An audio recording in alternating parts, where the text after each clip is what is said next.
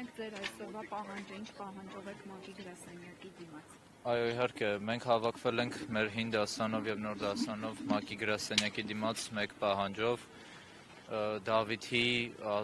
Դավիթի եւ Միքայելի իրավաբանական գործունեության նրանց կալանքի հետ կապված որոշման փոփոխության, ավելի կոնկրետ Դավիթին տնային կալանք տալու եւ Դավիթի ազատության հետ կապված որոշման փոփոխության ուրիշ առումներով այս հավաքը ուրիշ միտք չունի։ Միայն այդ հավաքի միտքը դրանում է կայանում։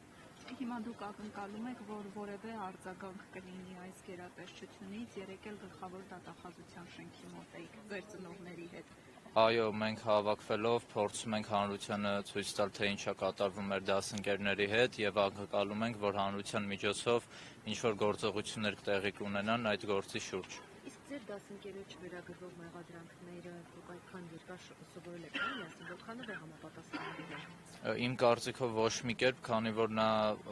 արտառոց ոչ կրվարար է եղել, շատ դաստիարակված, շատ կրթված է եղել եւ այդ մեղադրանքները նրա մասին չէին կարող էլ լինել։ Նա այդպիսի պահված կյանքում չի ցույց տվել կամ դրսևորը արքուստ մոտիկից ընդհանուր ծանոթ լինելով նրան։ Տեսեք, կալանքը 2 ամսով է, եթե Դավիթին չազատեն այդ կալանքից։ Ձեր այս ակցիաները ամենօրյա բնույթ են կրում։ Այո, կրելու են, մինչև այդ կալանքը փոխվի կամ գոնե տնային կալանք տրվի, ինչ-որ գործողություններ լինեն, քանի որ այդ ամեն ինչը դրսևորում է, մենք գիտենք մեր Դավիթին եւ գիտենք ինչպես է իրավիճակը, ինչ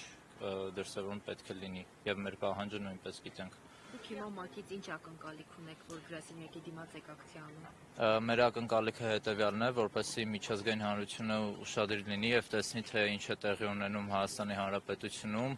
թե դպրոցականների հանդեպ, թե երիտասարդների հանդեպ եւ որպեսզի ինչ որ գործողություններ տեղի ունենան եւ որոշումը փոխվի։ Ինչ որ դիմում նամակ հղել եք, թե միայն այսքանով ավարտվելու է։ Դրա հետ կապված կոնկրետ բան չեմ կարող ասել,